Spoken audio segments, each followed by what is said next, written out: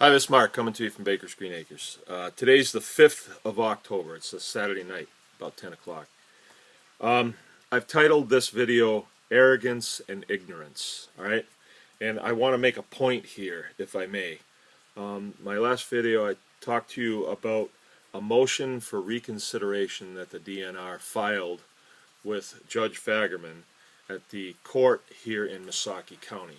Now, on the 6th of September 2013, Judge Fagerman prepared this and filed it. It was a opinion, and this was his opinion on the hearing that we had on the 12th of July. A lot of you were there. There was over 300 people there. All right. So the judge put a lot of work into this. It took him quite a few days to get this baby out. It's 18 pages. And it's well written. I don't love it, but I'm glad that this opinion states that we are going to court. And there are 2 points. The 5th prayer for release alleges violation of the United States and Michigan constitutional provisions with respect to equal protection under the law. Right? The 7th prayer for relief asserts that Baker is entitled to an exemption pursuant to the terms of the invasive species order. Remember, the invasive species order states that this is not supposed to affect domestic hog production. If I'm not a domestic hog producer, I don't know what I am. But anyway, this is a well-prepared document, and it's not perfect for our purposes, but at least it allows us to get into a court of law, and for once, since this has started, argue this case and have to put the DNR up there on the stand and let them explain their foolish declaratory ruling. Friday, the DNR filed a motion for reconsideration. So what they're doing, this is why I said arrogance and ignorance. What they're doing is they have a judge who prepares this, and this is written for the appeals court, because you know that these attorneys from the state will definitely appeal this when we win. They definitely will. So the judge has to make sure all the I's are crossed and the D's and the T's are dotted, right? So, and then these 2 attorneys, well, 3, it's Danielle Allison Yoakum, Kelly Drake, and Harry Martin, file a motion for reconsideration. So this judge goes through all this work, and then these 3, attorneys that are kind of wet behind the ears compared to Judge Fagerman say, we want you to reconsider. And they, we haven't seen their reason yet, but it would have to be something late and breaking, and there is nothing that's late and breaking. So it just kind of shows their arrogance and their ignorance as far as how to approach a person like a judge. I mean, judge, reconsider and hold everything up, gum the works up. All right, that's what that's all about. And then I want to clarify some dates here, and then I have an action item that I've been thinking about, and that would be a good thing to do. Let me clarify some dates. We have depositions coming up on the 8th.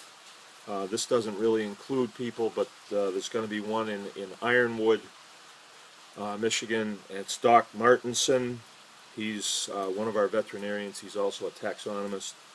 And then we have our vet, Judy Burrows, going to be deposed in Missaukee County on the 23rd.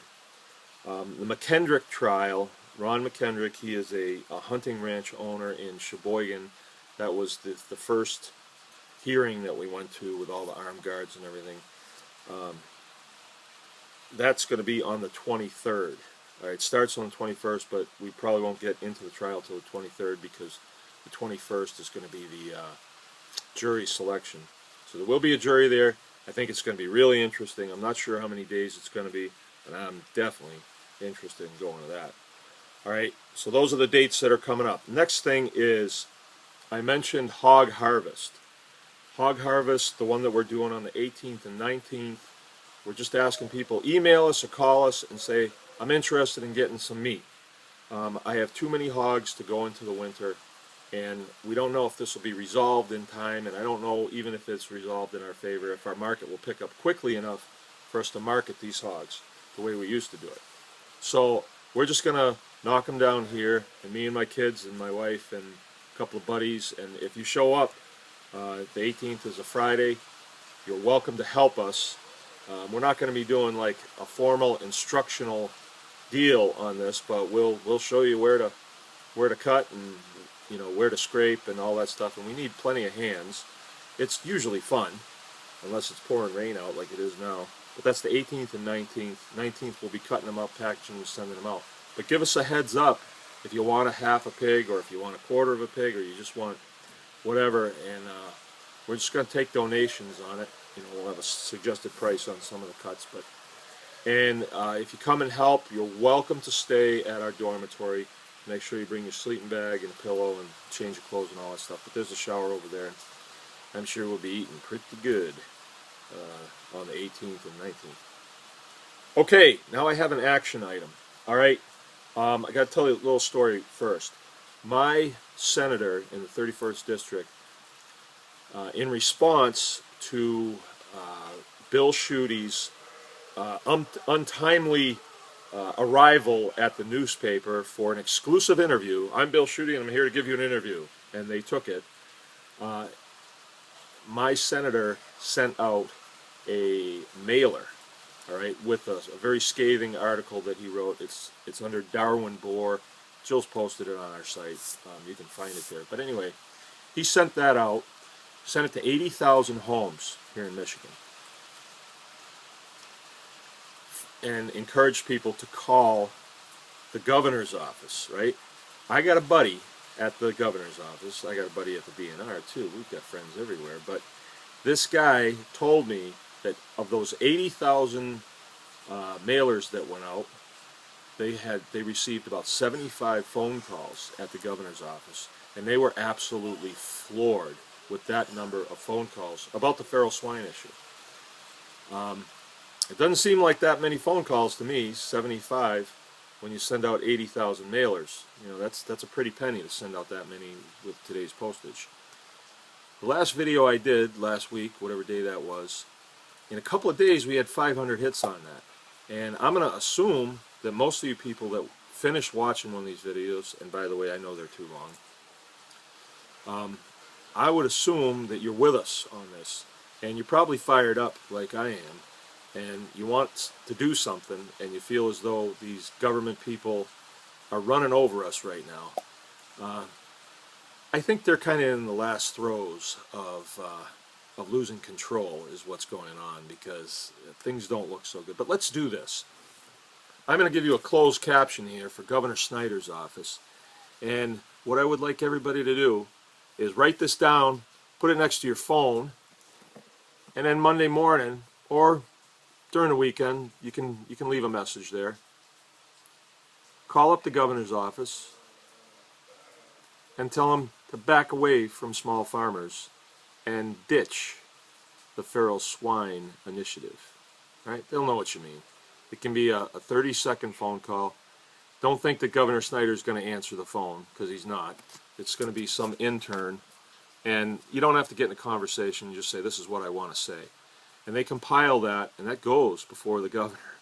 And why not get 500 phone calls? Why not? And then we'll do something else, just for fun. This is Brutal Bill Schuette's phone number. He's your illustrious Attorney General here in the state of Michigan. Now, folks from out of state, you can call this too. They don't ask your origin. It's just a phone call and its opinion. Let's call him up too and express our dissatisfaction with his violation of the 8th Amendment. And if you don't have one of these, you should probably get one. This is a pocket guide to the Bill of Rights. And I'm going to read you the 8th Amendment. It says, excessive bail shall not be required, nor excessive fines imposed, nor cruel and unusual punishment inflicted. This was written after the Revolutionary War. The men that wrote these were in their 40s, 50s, and 60s. They had lived an entire generation under British rule here in the colonies, or there in the colonies where I'm from, in the Massachusetts area. Every one of these amendments was a direct opposition to the treatment that they received by the British and the Redcoats. And you know, you read through them, and then you think, why would they guarantee you the right to free speech? Now, I can make this video, I can say whatever I want, I can just about, so long as I don't communicate a threat. And I'm not very likely to be pulled out and shot, unless I'm driving around the Capitol, and then maybe you would be. But you know, you read through these and you realize how important these amendments are to us, and I would encourage everybody to do that. So here's those closed captions again. Let's do this. You know, don't expect the world to stop or anything, and we're not expecting these guys to do right by us. They only do right by you if you have them in a headlock. But it'd be a nice touch to get about 500 phone calls in there. Okay, this is Mark from Baker's Green Acres, signing off. Remember, everyone can farm. Everybody needs to be encouraged. I know we're all going through some tough times right now. Remember, when the going get tough, tough get going. So let's get going. Thanks.